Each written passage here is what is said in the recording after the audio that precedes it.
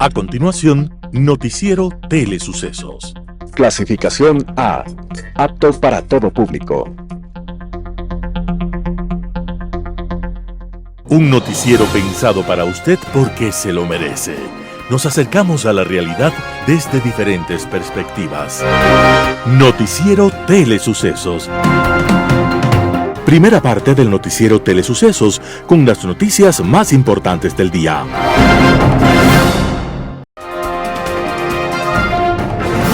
Un día como hoy. Un viejo proverbio dice que nadie es profeta en su tierra, pero algunos, durante un buen tiempo, no han sido tampoco profetas en tierra ajena. Uno de ellos fue el famoso músico alemán Richard Wagner, un hombre que en su momento tuvo que abandonar su patria y viajar a París para escapar de las deudas. Allí, en la ciudad luz, su música tampoco resultó del agrado del público y otra vez escapó, acosado por los acreedores. Wagner huía de unos y de otros, pero nunca pudo escapar de su verdadera pasión, de la música, a la que le entregaría en medio de todos los sinsabores y dificultades toda su capacidad de creación.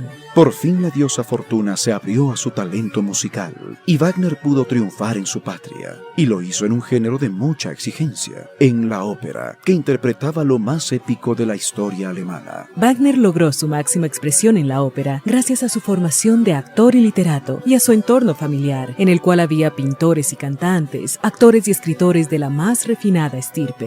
Wagner, músico excelso y rotundo, de perfiles épicos y de tonalidades soberbias, marcó profundamente no solo la música, sino la filosofía de la época, y reafirmó el espíritu alemán en un tiempo de grandes azares. Richard Wagner, el maestro de las composiciones en las cuales palpita el amor, el heroísmo, la historia y la pasión, estaba desapareciendo un día como hoy, 13 de febrero de 1883. Y nos dejó su huella de grandeza en cada nota del pentagrama. Las principales noticias del día. Titulares. Ministra de Trabajo pide al Pleno de la Judicatura que se suspenda del cargo a la jueza Nubia Vera ante el cometimiento de una falta gravísima. Consejo de Participación retoma actividades con 2 nuevos integrantes y espera a uno más. Suben los precios de las gasolinas de bajo octanaje y tendrán subsidio del Estado. En el segmento de opinión, derechos del consumidor. En política internacional, conferencia de Múnich. Los editoriales serán de Ramiro Rivera. Correísmo está perdiendo. Noticias del día.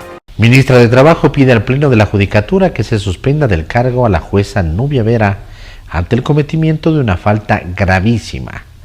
La mañana de este miércoles 12 de febrero, la ministra de Trabajo, Ivonne Núñez, presentó una denuncia ante el Consejo de la Judicatura contra Nubia Vera, jueza, que resolvió aceptar la acción de protección que permitió a Verónica Abad volver al cargo de vicepresidenta de la República. En el documento de 24 páginas ingresado a la Corte de Justicia, pasadas las 9 horas de este miércoles, la ministra Núñez pidió que Vera sea suspendida del cargo de jueza de la Unidad de la Familia, Niñez y Adolescencia de Quito. Asegura que la medida preventiva de suspensión solicitada al Pleno del organismo es viable debido a que se ha fundamentado en hechos constitutivos del cometimiento de una falta gravísima por parte de la juzgadora. La ministra Núñez considera que la parcialización de la jueza Nubia Vera al haberse trasladado el 7 de febrero pasado junto a la vicepresidenta Abad hacia la vicepresidencia de la República en el Centro Histórico de Quito y haber ejecutado una inspección judicial sin la presencia de la parte legitimada pasiva y de la presidencia de la República deja en evidencia que estos actos son preestablecidos con el afán de afectar la imagen del presidente Noboa. Para la denunciante, de seguir dándose estos hechos, se pondría en grave riesgo a la situación política del Ecuador, desnaturalizando en todas sus formas la garantía jurisdiccional de la acción de protección. Como jueza constitucional, Nubia Vera aceptó la acción de protección planteada por Verónica Abad el 23 de diciembre del 2024 y dejó sin efecto el sumario administrativo que le inició el Ministerio del Trabajo, que la acusó de incurrir en una falta grave como embajadora de Ecuador en Israel y la suspendió en el ejercicio del cargo de vicepresidenta por 150 días sin sueldo. La decisión de Vera ordenó el reintegro inmediato de Abad a la vicepresidencia, entre otras medidas de reparación integral que no han sido cumplidas, según constató la magistrada en una audiencia de verificación del cumplimiento de estas medidas el 7 de febrero último. El Consejo de Participación retoma sus actividades con 2 nuevos integrantes y espera a uno más.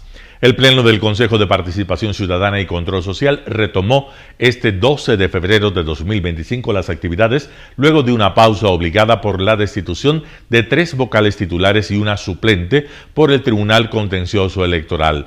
La sesión de este miércoles en Quito estuvo marcada por la presencia de Gonzalo Albán y Piedad Guarán, que son los reemplazantes de los consejeros de la llamada Liga Azul, Augusto Verduga y Yadira Saltos. Ambos perdieron los cargos el 31 de enero pasado. Falta definir quién ocupará la 7ª vocalía del Consejo de Participación Ciudadana y Control Social y que ocupaba Eduardo Francolor. Esta vocalía se la disputan David Rosero y Óscar Ayerbe. La decisión está en manos de la Asamblea Nacional, que debe posesionar a uno de los dos luego de una revisión de los requisitos y prohibiciones. Ayerbe llegó este 12 de febrero a los exteriores del Consejo de Participación para alertar que Rosero querría inducir a que se incumpla una sentencia de la Corte Constitucional si es posesionado por la Asamblea.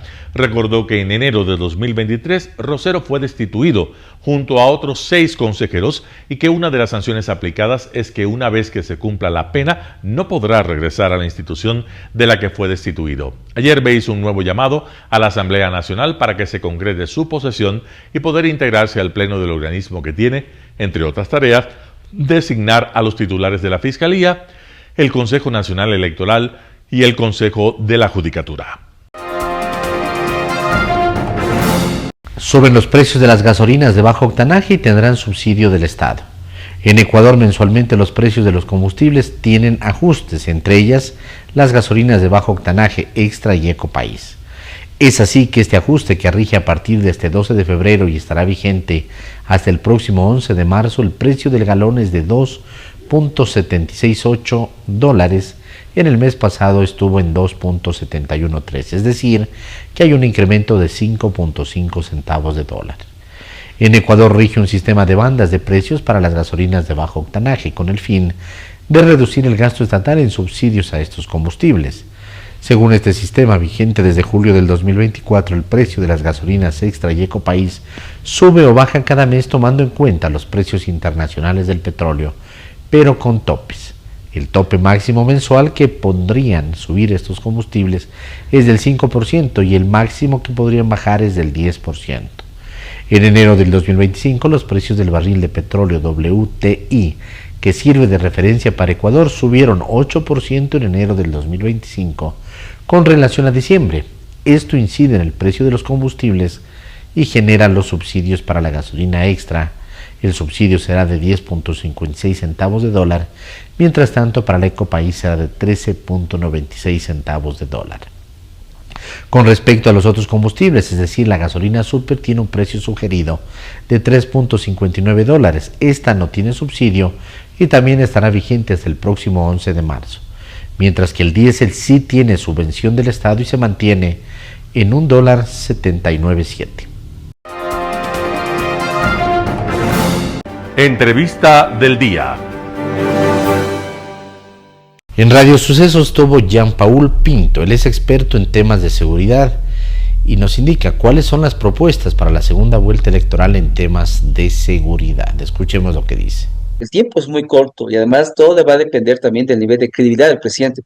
¿Qué tanta credibilidad tiene él? Porque, mira, antes de la campaña él pensaba que era un poco, ya había como una relación mística entre el pueblo y él era un poco el Mesías que llegaba, ¿no es cierto? Y nos hemos dado cuenta de que no es así, la gente no lo ve con esos ojos, entonces también va a depender mucho que la gente cree en él.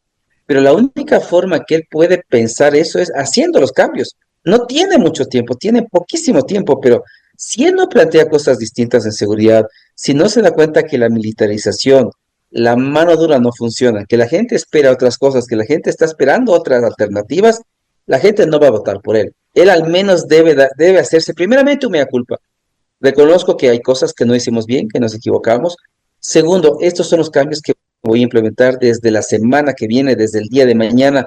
Estas son las instrucciones que he dado a mis ministros en estas zonas más muy complejas del Ecuador. Y estos son los cambios que vamos a implementar. Y solamente si la gente ve en este mes y medio ciertos cambios, mejoras, transformaciones, tal vez hay gente que diga, oye, realmente sí quiere cambiar. Creo que sí puede hacer un mejor papel que Luisa. y por lo tanto vamos a darle un voto de confianza. Pero eso tiene que hacerlo ya, hoy día, mañana, pasado mañana. Pero si él sigue en esta posición de intransigencia, de decir, no, la culpa no es mía, la culpa es de ustedes porque votaron y ustedes se equivocaron, y además que se equivocaron, también son narcos y delincuentes, estamos perdidos. La gente no va a votar por él. Como te estoy diciendo, ver, o sea, el único culpable que regrese la revolución ciudadana va a ser él. Él tendrá que asumir su responsabilidad como el autor fundamental de que vuelva Correa, de que salga Libre Glass, etcétera. Él será el único culpable si es que no rectifica, no implementa cambios y no reconoce que hay cosas que no hizo bien. El plan Fénix, hablemos del famoso plan Fénix que usted menciona, debería cambiarse con otro plan. ¿Por qué menciona que es un mito? ¿Qué debería hacerse? Porque claro, si uno tiene un plan de seguridad tampoco es que lo puede divulgar a los cuatro vientos, ¿no? Es que siempre hay una versión pública del plan. Hay planes reservados, como el tema de inteligencia, por ejemplo. Eso es un plan reservado, secreto, que no puede darse a conocer, pero todas esas versiones públicas de los planes, porque estamos hablando de política pública. Todos los países del mundo, Vero, tienen un plan de seguridad que se hace conocer, porque también lo que necesitamos es que la academia, los expertos, mucha gente puede evaluar los planes y puede hacer un seguimiento del plan. El único plan que funciona es aquel que yo puedo medir, del cual yo puedo hacer un seguimiento y ver si se implementó o no. Pero en este caso no tenemos ni idea de qué se implementó, qué no se implementó en un 70, en un 80%, fue un éxito, fue un fracaso. No tenemos ni idea, y eso no es una mala política pública. Una política pública es pública justamente y requiere de un plan en ese sentido. Entonces, si tú tienes cosas muy reservadas, muy sensibles, claro, las guardas, pero presentas un plan público con tus grandes ejes, tus grandes estrategias. Todos los países lo hacen y con eso la gente sabe cómo vas a combatir la criminalidad, cuáles van a ser tus ejes, un eje preventivo, un eje disuasivo, un eje, ¿no es cierto?, de participación ciudadana, de co-creación de políticas públicas. Pero es lo que queremos saber. Entonces, si tú me dices si el plan Fénix es un éxito, no tengo ni idea, que no sé a qué se parece, no tengo el documento, no puedo evaluar los ejes o sus políticas o estrategias. Lo único que estamos viendo es que en la realidad enero fue el mes más violento de la historia del Ecuador. Y si solamente cogemos ese indicador, implica que la política pública de seguridad no está funcionando. Y eso explica por qué la gente de las zonas de mayor violencia no va a votar por él. Ojo, no está votando por Luisa. No es que Luisa le encante y sea su líder carismática. No, no, lo que nos están diciendo es, como el gobierno a mí en temas de seguridad no me está dando una solución concreta a mis problemas de todos los días, que es que yo salgo de mi casa y me roban, voy en un bus y me roban, salgo a la esquina y secuestran a mi vecino, yo no voy a votar por un presidente que no da solución a los temas de todos los días. Y eso es lo que la gente está buscando, una persona que le solucione los problemas. María Sol Pons, consultora en comunicación estratégica, estuvo en Radio Sucesos. Habla acerca del escenario político que se viene de cara a la segunda vuelta electoral. Escuchemos lo que dice. Sí, de hecho pudimos entrevistar a Alfonso Harvey y yo ayer al presidente en Carondelet, en una entrevista en la que se enlazaron muchas radios a través del link de Radio Centro. Esa pregunta era sustancial porque la gente tenía el pendiente de saber qué pasó, una celebración que había estado planificada, que salió en medios y que aparentemente, pues luego él, no aparentemente, claramente no acudió. Y su respuesta fue que ante la falta de resultados completos no pudo salir a celebrar. Ahí hizo comentarios, dio respuestas que todo el país pudo conocer. Yo sentí a un presidente, planeando, un presidente preocupado por la situación, preocupado por la seguridad, preocupado en el sentido de la capacidad de gestión que se puede, pero en general abierto a responder todas las preguntas. Nos habían dado media hora de entrevista. Posteriormente, durante la entrevista se consideró alargarlo un poco, pero ya no se dio porque estaban los tiempos establecidos así. Pienso que evacuamos la mayor cantidad de preguntas para el tiempo que teníamos. Pudimos preguntar por qué no participó el domingo en esta celebración, que es el tema que estamos hablando en este momento. Pudimos preguntar sobre la situación de Verónica Abad, pudimos preguntar sobre la nueva configuración de la Asamblea y la gestión del poder desde esa nueva configuración. Y sobre todo, Milton, lo que yo considero que ha sido histórico es que alguien que no es la Revolución Ciudadana entra primero con una muy importante votación en primera vuelta. Esto no lo veíamos, no lo hemos visto desde que la Revolución Ciudadana acapara poder y gran cantidad de votos duros. Pienso que esta es una novedad para el país Y claro, hay mucha gente que dice que es un triunfo amargo porque el gobierno estaba vendiendo el tema de ganar en una sola vuelta y no lo logró. De hecho, el exit poll que se publicó a las 5 de la tarde, que es responsabilidad de quien lo hace, mostraba unos resultados que luego el conteo, como tú dices, recién ciertas provincias están ya al 100%, faltan algunas, pero ya tenemos casi el 90 y pico por ciento, ya sabemos que eso no va a cambiar. El resultado no reflejó lo que el exit poll presentaba, y pues a eso lo que estamos es una segunda vuelta tremendamente apretada y polarizada, donde cada candidato tendrá que ver cómo conquista. Pero aquí dices, ya te pregunto ahora como estratega en temas de comunicación, tú dices algo que es importante. Hace mucho tiempo que el correísmo no entraba segundo, primero, no perdía tanto en la asamblea, o digamos, hay una fuerza política que gana tanto espacio como el correísmo ha estado acostumbrado a ganar. Es decir, por todo lado era un tema como para celebrarlo, porque aquí no existe empate técnico en las encuestas, por el margen de error. Es correcto, es correcto. En el conteo real, aunque sea mínima la diferencia, siempre hay un ganador. Y en este momento, el presidente Noboa es el ganador de la primera vuelta, aunque quiso ganar con 1 millón de votos, etcétera, en primera vuelta. Son 27, 28 mil votos que tiene ahorita. Además, alargó un poquito, ¿no? Porque en la mañana tenía 19 mil y después en la noche terminó teniendo 28 mil votos de diferencia. Entonces, motivos había como para decirle a su gente, gracias. Sí, sin duda. Y de hecho, ayer en la entrevista, que fue a las 8:30 de la mañana, es decir, unas tantas horas después de lo que se esperaba que se haga un pronunciamiento, su primera declaración fue agradecimiento. Yo coincido contigo, Milton, en que esto es un hecho histórico. Y claro, los detractores, porque estamos en un momento en que cualquier cosa que tú digas, el 50% lo va a amar y el 50% lo va a odiar. Y en eso tenemos que tener claridad. Quién hace opinión, quién hace periodismo, ese es el escenario, ¿no? Pero la historia nos dice que desde el 2006, quienes han entrado lo más cerca en votación fueron Álvaro Noboa y Rafael Correa con un 26 y un 22% cada uno. Pero no hemos vivido una concentración de 44 y 43 por redondear, ¿no? Porque es 23 con 90 y 44 con 20, por decir. No hemos vivido esta escena de que yo sé que no es un bipartidismo porque las estructuras de partido no están concebidas de esa forma, pero en la realidad va a ser así. Va a ser una concentración de quién logra, por ejemplo, que los votos de Pachacutic se le unan en ciertas decisiones, quién logra que los 4 votos que sacó el PSC se le unan en votaciones. En los últimos periodos legislativos hemos visto que el correísmo y el PSC votan juntos. Pachacutic también ha votado con ellos. Habrá que ver cómo se configura políticamente Pachacutic para los próximos 4 años y con quién vota. Es decir, hay mucho por decir, pero sin duda yo pienso que el gran ganador de esta elección es ADN por la novedad de lo que ha logrado en el contexto de los últimos 25 años de la historia democrática del Ecuador. En Impacto Informativo, Jaime Carrera, presidente del Observatorio de Política Fiscal, habla acerca del incremento del riesgo país. Vamos con la nota.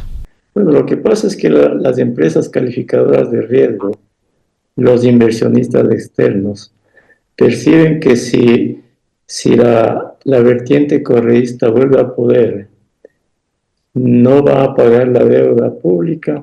Ya hay el antecedente del anterior gobierno de Correa, que no pagó la deuda pública.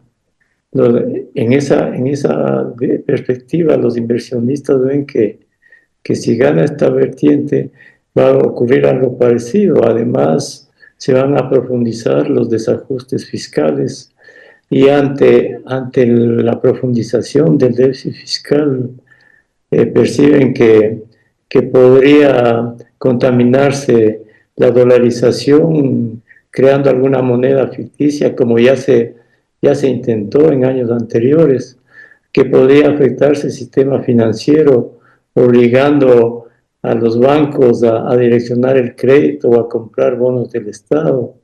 Perciben que la economía o las inversiones se alejarán, se profundizará la falta de inversión y de crecimiento de la economía, y la sostenibilidad fiscal será un mito. Y aquello que ya vivió el país entre los 2007 y 2017, ¿no? Profundización de todos los desajustes, contaminación de las cuentas públicas, de la economía, intenciones veladas de afectar la dolarización con otras monedas, afectar el sistema financiero, y en rigor esas políticas populistas y demagógicas que destruyen la economía y el fisco, y en último término alejan la inversión y las posibilidades de crecer y de lograr el bienestar de los ecuatorianos, ¿no? Eso refleja especialmente el riesgo país. Ya vamos a profundizar sobre el tema de la dolarización, economista, pero responde a esta desconfianza de los mercados, esta caída de los bonos de la deuda externa nacional que se ha dado a la par del incremento del riesgo país. Es que hay un efecto directo. Mientras el riesgo país sube, el precio de los bonos baja, ¿no? Porque los inversionistas están dispuestos a vender los bonos que tienen a un menor precio ante la incertidumbre de que el gobierno próximo no pueda pagar la deuda. O a deshacerse de estos bonos al precio que sea. Al precio que sea, eso es lo que ocurre siempre, ¿no? Y no olvidemos que en el periodo de Correa se obligó a los inversionistas prácticamente a vender los bonos a cualquier precio, ¿no? Recuerde usted eso. Y que a pesar de haber recursos no se pagó la deuda. Entonces, y desde allí, don Edgar, la credibilidad y la confianza del Ecuador quedó herida y no ha podido recuperarse, ¿no? Es algo que está latente en los inversionistas externos, ¿no? Esa falta de credibilidad del Ecuador cuando hay este tipo de gobiernos que afecta la confianza, y al afectar la confianza aleja las inversiones, se destruye el fisco, y la economía cada vez más se deteriora, ¿no? Un panorama de noticias para su estatura intelectual.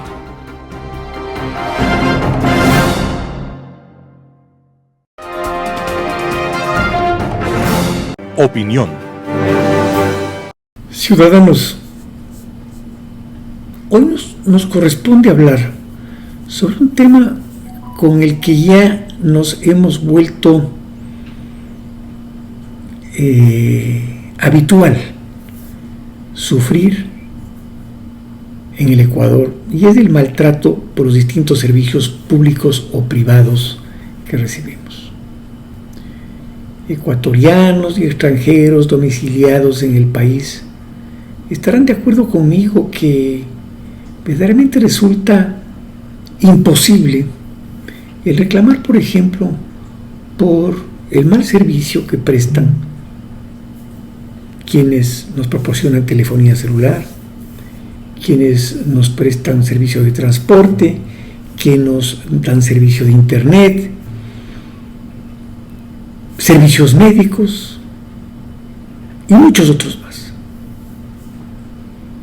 Me comentaba hace días un distinguido amigo que mientras él vivió en su casa en el barrio de Cotocollao en el año 1997, contrató una línea telefónica con la empresa de servicio de telefonía analógica, que entiendo que era IETEL en ese entonces. Más tarde, en el año de 1998, tuvo que dejar su casa,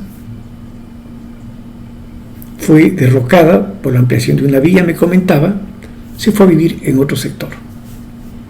27 años más tarde, recibe la llamada de unos abogados cobradores de la empresa de telefonía del Ecuador, y le manifiestan que han sido contratados y han iniciado procedimiento coactivo para cobrarle por servicios telefónicos que él recibió en el año 1998 y que no los había pagado, pues no había cancelado jamás dicha línea telefónica.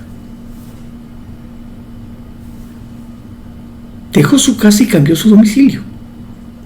Entenderíamos todos, como todos lo hemos dicho, que por ende el contrato sobre esa línea telefónica había expirado.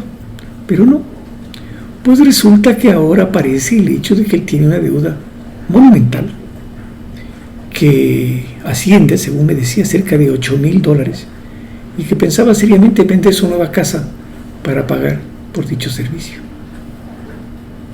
Más allá de lo anecdótico del tema,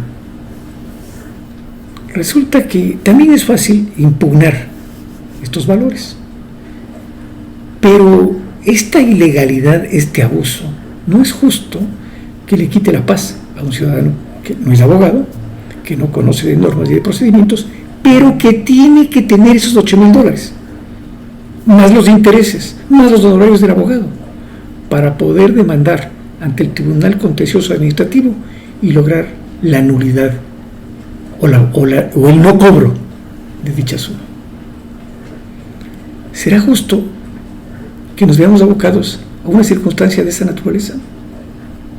Pero esto me ha llevado a pensar y a conversar con varias personas que sostienen también que es absolutamente ilegal, por ejemplo, el hecho de tener que firmar contratos llamados ahora de adhesión, en los que cuando uno se acerca a contratar una línea telefónica celular, que es indispensable para la vida y el trabajo de todos nosotros, uno debe firmar cientos de cláusulas, por decir de alguna forma exagerada, en las que uno no tiene acceso a leer ante la emergencia y la necesidad de que le proporcionen la línea. Y cuando uno quiere dar por terminado dicho contrato, pues no puede hacerlo, sino que está sometido a un tiempo obligado, a una tarifa obligada y ciertamente también a cumplir con una serie de débitos inexplicables o contribuciones que nunca estuvieron pactadas ni ofrecidas en los contratos. Pero igual nos sucede cuando, por ejemplo, contratamos el internet en nuestras casas y queremos dar por terminado el contrato. Usted no puede darlo por terminado, como sería lo lógico, el momento que usted desea, sino que tiene que verse obligado, en muchos casos, a tener que soportar el cobro arbitrario o ilegal mediante débitos a su tarjeta de crédito, cuenta corriente o de ahorros, de sumas que nadie las controla. Igual sucede con la prestación del servicio de televisión por cable. Usted no puede dar por terminado cuando desee, como sería su legítimo derecho. Pero entonces, ¿dónde está el derecho del ciudadano? ¿Quién defiende al ciudadano? La respuesta es nadie. Usted utiliza un transporte público o privado. ¿Ante quién se queja por los maltratos? Muchas veces por las caídas que soporta a tratar de abordar o bajarse de un bus que por el apuro de ganar pasajeros muchas veces no se detiene en las paradas que corresponden. ¿Quién le defiende a usted, distinguido ciudadano, del maltrato que sufre en el IES cuando va buscando una prestación médica? Que no le atienden sino muchas veces cuando uno se halla de suma gravedad, que no tiene quirófanos, que no tiene medicinas, esas medicinas a las que usted tiene acceso y derecho legítimo porque ha contribuido durante muchos y muchos años mediante débitos de sus sueldos o salarios que percibe. ¿Quién nos defiende como ciudadanos? ¿Quién sale a decirle al prestador de servicio, basta, usted tiene que indemnizar a quien ha prestado un mal servicio? Lo mismo sucede con el tema de alimentos. ¿Cuántas veces sabemos nosotros, y hemos sufrido en carne propia, intoxicaciones alimentarias? Usted puede reclamar en el restaurante o en el lugar en el que se sirvió determinada comida que ésta estaba mala. ¿Ante quién se reclama? ¿Con qué garantías puedo reclamarlo? ¿Conoce usted, señor televidente, que existe la Ley de Defensa del Consumidor? Una ley caduca, extraña para los actuales momentos en el que vivimos, y que para poder ejercerla usted debe contratar los servicios caros de un abogado para acceder donde un defensor del pueblo que no tiene tiempo para atender sus requerimientos. Estamos en la completa indefensión. Estamos votados a nuestra propia suerte. ¿No será prudente que estos honorables que han sido elegidos mediante votación del día de ayer, cuando se posesionen, piensen alguna vez en nosotros los ciudadanos, que requerimos que ellos nos den un servicio de protección a los servicios que se prestan? Pensemos en eso, reflexionemos y busquemos también formas de contribuir mediante nuestro reclamo enérgico, cabal y a tiempo por el mal servicio que recibimos. Creo que será la única forma en la que podamos cortar estas actuaciones indebidas e ilegales. Gracias. Global Hoy con Alan Carney. Conferencia de Múnich. Ominosamente, con casi el mismo nombre y en la misma capital bávara, Múnich, durante el próximo fin de semana se celebrará una reunión de alto nivel para tratar acerca de los riesgos y posibles escenarios de amenazas a la paz en Europa. En dicha reunión, que no es vinculante, pero que sí marca unas posturas de los estados asistentes por el alto nivel de las delegaciones, tiene obviamente gran importancia. En 1938, y por eso la reminiscencia, en medio de la escalada de amenazas de Hitler con la exigencia de que se le entregara al Tercer Reich un territorio conocido como Sudetenland, una región poblada por una mayoría alemana en Checoslovaquia, un estado que había surgido de la fusión de Chequia y Eslovaquia, que habían sido parte del Imperio Austrohúngaro hasta el final de la Primera Guerra Mundial. El Tratado de Versalles, impuesto por quienes terminaron como vencedores de esa guerra, Gran Bretaña y Francia principalmente, creó numerosos países al desmembrar al Imperio Austrohúngaro, al Otomano, al Tercer Reich alemán, y del Imperio Ruso tras la caída del zarismo y la consiguiente guerra civil, por el golpe de Estado bolchevique de 1917, también se separaron otros estados que fueron parte de dicho imperio, con lo que el mapa de Europa cambió profundamente, dejando infinidad de resentimientos y problemas no resueltos que serían el caldo de cultivo para que pocos años más tarde estalle nuevamente un conflicto de mayores proporciones incluso que el que terminó en 1918. Las exigencias de Hitler respecto de la cesión de los Sudetes, exigiendo su integración al Tercer Reich, se planteaban desde la perspectiva de una defensa a esos alemanes separados del Reich y de su herencia cultural, lingüística y racial, oprimidos y discriminados por parte de la administración checoslovaca que los veía como extranjeros. Con similar argumento, unos meses antes de la conferencia, se dio la incorporación de Austria al Tercer Reich bajo las presiones y amenazas del uso de la fuerza de ser necesario por parte del régimen nazi. La unión de los dos países había quedado prohibida de manera expresa en el Tratado de Versalles y la violación impune de este, que se iniciara con la remilitarización de la Renania y con el rearme alemán, muy por encima del límite en el tratado establecido, demostraban que este no era ya más que papel mojado. La creciente agresividad de Hitler no encontró ninguna resistencia y en Checoslovaquia subió las apuestas, amenazando con la guerra si no se cumplían sus exigencias. Hitler midió bien a sus contrapartes, seguro de que retrocederían una vez más ante sus acciones. Y no se equivocaba. La conferencia de Múnich así lo demostraría, con Chamberlain, primer ministro británico, y Daladier, el premier francés, desesperados por evitar la guerra, dispuestos, como así se dio, a cualquier concesión para apaciguar a Hitler.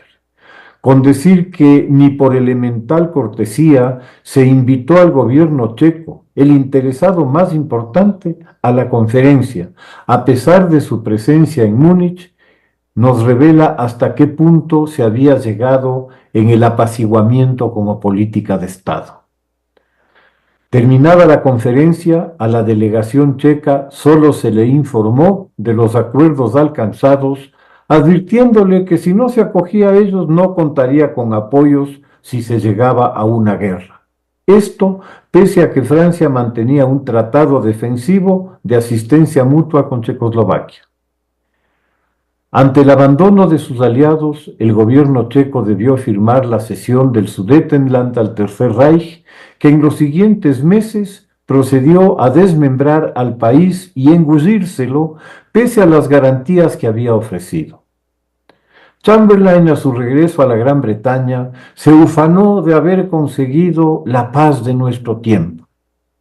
Mucho más frío y aguda serían las lapidarias palabras que al respecto pronunció Winston Churchill. Os dieron a elegir entre la humillación y la guerra. Elegisteis la humillación y ahora tendréis la guerra. Una profecía que se cumpliría al año casi exacto de la conferencia.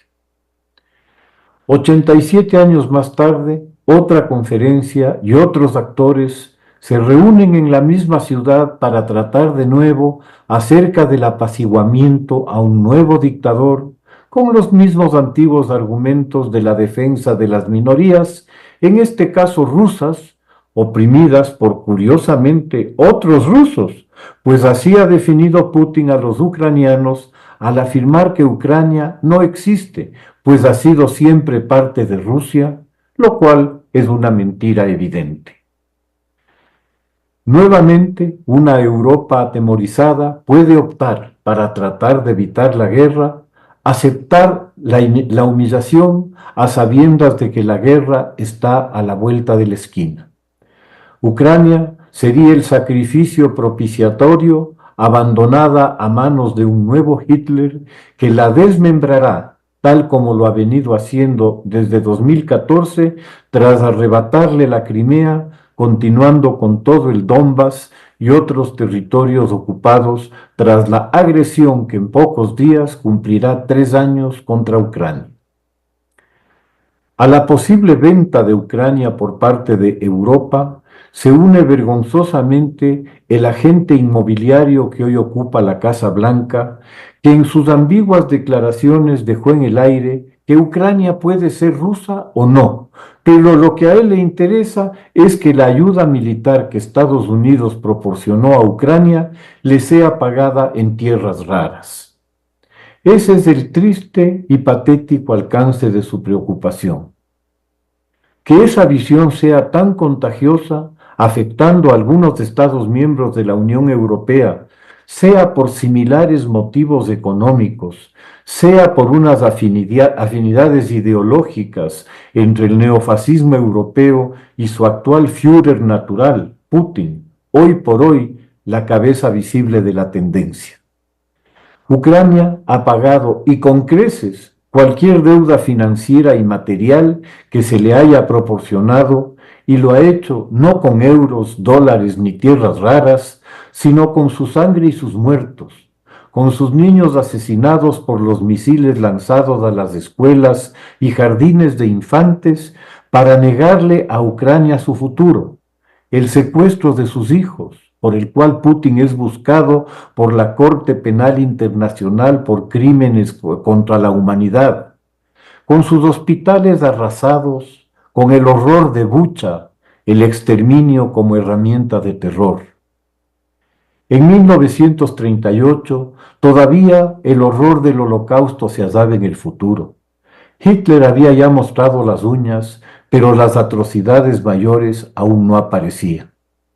En 2025 no se puede decir lo mismo de Putin por cuestiones de tiempo.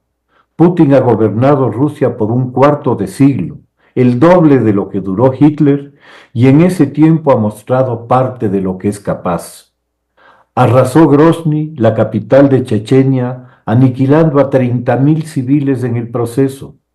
Envenenó o lanzó por las ventanas a quienes lo molestaron o estorbaron. Mandó a la muerte a no se sabe cuántos rusos como carne de cañón en Ucrania y ha expresado con claridad su voluntad de que se revierta la realidad actual de la Europa oriental a la de 1990 con las previsibles consecuencias de tales deseos. La historia enseña el precio del apaciguamiento. Sería bueno que la recuerden ahora otra vez en Múnich. Muchas gracias. Editorial.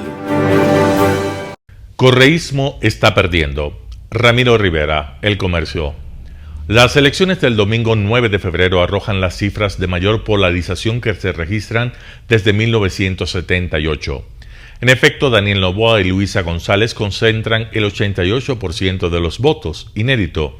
De los 16 candidatos, 12 no lograron el 1%. Quedaron anulados y absorbidos por la polarización. La cifra que más se acerca fue la del 2017 entre Lenín Moreno y Guillermo Lasso con el 67.45% de los sufragios. El presidente que mayor porcentaje ha logrado en la segunda vuelta es Jaime Roldós en 1979 con el 68.49%. Lo sucedido el domingo deja datos importantes para el análisis. Daniel Noboa queda primero de la información recogida del Consejo Nacional Electoral hasta el momento y el correísmo desde el 2009 por primera vez termina en segundo puesto en la primera vuelta. Recordemos que en las elecciones de 2013 tuvieron 100 asambleístas y en la de 2017 74, mayoría absoluta. Ahora ya no será la fuerza aplastante en la representación parlamentaria. Lo curioso, con el vacío de liderazgo en la sierra y en particular en Quito, sus electores se inclinan contra el correísmo, lo que permitió que Guillermo Lasso y Daniel Noboa lleguen a la presidencia. Lo más probable que igual suceda el 13 de abril. La conquista del voto en la segunda vuelta será reñida, sin embargo, para Luisa González terriblemente complicada, cuesta arriba y hasta improbable. En los procesos electorales nadie traslada los votos, pero sí existen tendencias que se inclinan hacia algún lado. Es obvio que la mayoría de los votos que alcanzó Andrea González condenan al correísmo. Isa, con algo más del 5%, es una cosa y la CONAIE otra. Los indígenas tienen memoria y saben quién los humilló y maltrató. Por lo demás, las fracciones pequeñas de quienes no alcanzaron el 1% tienen convicciones democráticas y les importa el país. Entre la democracia y la narcopolítica, se supone que serán repulsivos ante quienes están cerca de los cárteles y de la violencia criminal. Es infrecuente que los electores se suiciden de manera colectiva. El señor Leonidas Issa, que por fin sabemos representa el 5% de los electores, ha dicho que ahora no vamos a endosar el voto a nadie. Obvio, el voto no es transmisible porque alguien lo pida. Plegar al correísmo sería una inmolación. Los indígenas tienen memoria del maltrato y la persecución que sufrieron durante el régimen autoritario de Correa. A pesar del engañoso dulce encanto envenenado de la señora González y su vocación por las dictaduras. Ramiro Rivera, El Comercio. Noticias internacionales. La sanidad pública portuguesa pende de un hilo. Urgencias cerradas, falta de profesionales, tiempos de espera muy por encima de lo aceptable y un nuevo sistema de triaje con fallos. El Servicio Nacional de Salud portugués está en una situación límite. Para Pedro Pita Barros, experto en economía de la salud, el problema está en la capacidad de organización y gestión. Até certo ponto é a gestão também, mas até certo ponto é concorrência com o setor privado, que tem bastante mais capacidade de funcionar bem nessa parte de recrutamento e retenção, de dar mais atenção às pessoas. E portanto temos aqui dois grandes pontos de atenção, uma gestão pura e dura e uma questão de recursos humanos. Esses serão talvez os desafios maiores nos próximos 3 anos. En mayo de 2024, el Gobierno presentó un plan de urgencia que se implementará en un plazo de 3 meses para garantizar el acceso a la atención sanitaria. Sin grandes avances a la vista, el primer ministro ya deja entrever que no está satisfecho con los resultados. O problema não está em fazer regras ou fazer mais uma lei de transformação do Serviço Nacional de Saúde. A questão não está a dizer vamos ter uma data em que fazemos a reforma do Serviço Nacional de Saúde. A questão está em como é que nós permanentemente conseguimos ajustar o Serviço Nacional de Saúde às necessidades que vão surgindo. Son muchas las quejas de los pacientes del Servicio Nacional de Salud, entre ellas el triaje obligatorio por teléfono antes de acudir a urgencias, que retrasa aún más las intervenciones médicas, ya que en los hospitales los usuarios siguen estando sometidos a largas horas de espera.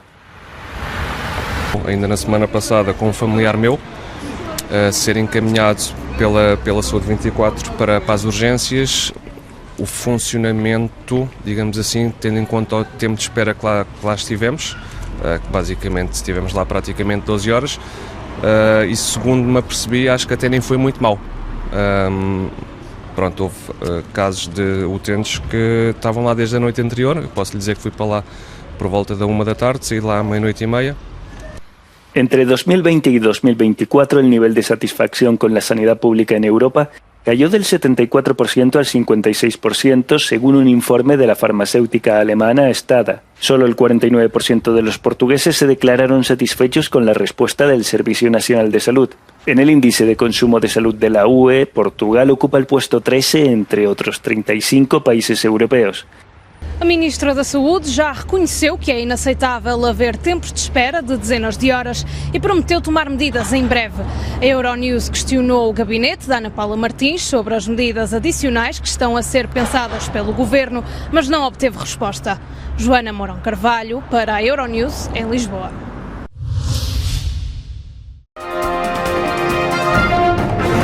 Países reaccionan a los aranceles de Estados Unidos al acero y aluminio. El presidente Donald Trump aumentó los aranceles del 10 al 25% a todas las importaciones desde cualquier país de acero y aluminio en Estados Unidos. Con este decreto, además, removió todas las excepciones a algunos países como Japón y muchas exclusiones específicas de productos. Los aranceles empezarán el 4 de marzo, según la Casa Blanca. Es el 25% sin excepciones ni exenciones. Y eso aplica a todos los países sin importar de dónde provenga. La reacción de los otros países no se hizo esperar. La Unión Europea dijo que responderá con contramedidas proporcionadas, mirando a productos estadounidenses como el bourbon, los jeans y las motocicletas. México y Canadá, los principales socios comerciales de Estados Unidos, definieron los aranceles como injustificados y dijeron que tendrán una respuesta, algo de lo que Trump dijo que no se preocupa. Primero, es injusto,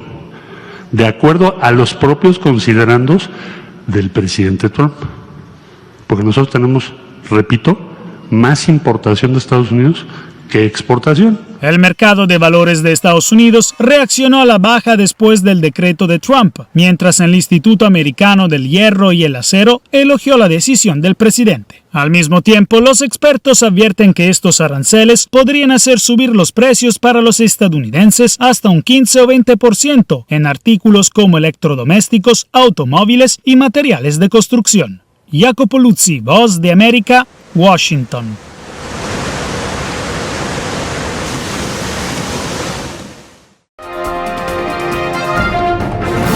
Los precios de la electricidad en Estonia suben tras la desconexión de la red rusa. Tras el corte de la red eléctrica rusa del fin de semana, los precios de la electricidad en la región del Báltico han empezado a subir rápidamente. Esto se debe al escaso viento, la falta de sol y el aumento de los precios del gas.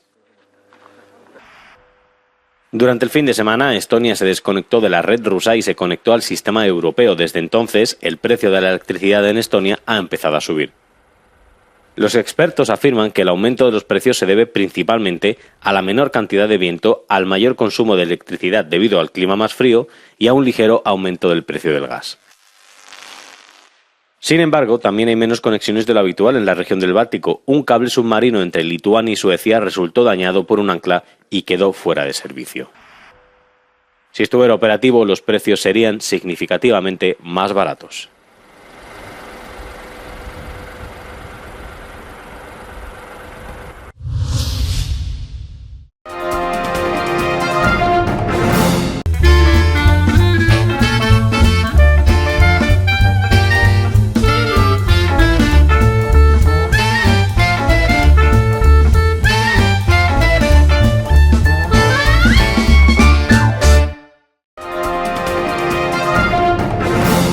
Telesucesos Sports. Deportes, deportes, deportes. Todas las tardes, 4 horas de lunes a miércoles, de 14 a 17 horas. Los jueves y viernes, 6 horas, de 12 a 20 horas. Desde Arena Telesucesos. Transmisiones en vivo, siempre Ecuavoley. Y luego, deportes para recordar. Todas las tardes, deportes en Telesucesos Sports, bajo la dirección del arquitecto David López. La visión objetiva de quien vive el deporte. Sucesos deportivos, visión de un equipo de opinión joven de comunicadores. Telesucesos, llegamos con nuestra señal a los sectores populares de nuestra ciudad. Quienes no tienen televisión por suscripción atenderán nuestra señal sin costo en Canal 29 UHF Telesucesos. Siempre ecuatorianos, resaltamos nuestra identidad. El básquet, esgrima, tenis de mesa, taekwondo, box y muchos deportes más en Telesucesos Sport, sin costo desde la comodidad de su hogar en Telesucesos Canal 29. Arena Telesucesos es una importante y funcional edificación cubierta dispuesta para la práctica y desarrollo de eventos del Ecuavoley. Si deseas asistir a los encuentros en vivo de Ecuavoley, comunícate con nosotros a los números de teléfono 2021-224 o al 0989-973-725. Ven con tu familia y amigos a vivir la emoción del Ecuavoley. Emoción sin límites los días jueves y viernes desde la comodidad de su hogar. Resaltamos nuestra identidad como ecuatorianos iniciando transmisiones en Telesucesos del Ecuavoley, que representa, luego del fútbol, el deporte más popular de nuestro país y el que practican los ecuatorianos residentes en muchos países del mundo. Nuestra señal será transmitida en directo por televisión abierta en la ciudad de Quito y a través de las redes sociales a todo el país, así que llegará a Estados Unidos, España e Italia, creando a través del Ecuavoley un nexo fraterno entre ecuatorianos y entre los inmigrantes de nuestro país. Anuncie en Telesucesos Sport y llegue con nosotros a lo más importante del deporte popular. Telesucesos, con sus transmisiones, jerarquizará esta práctica deportiva, convocando importantes competencias de Ecuavoley dentro y fuera del Ecuador.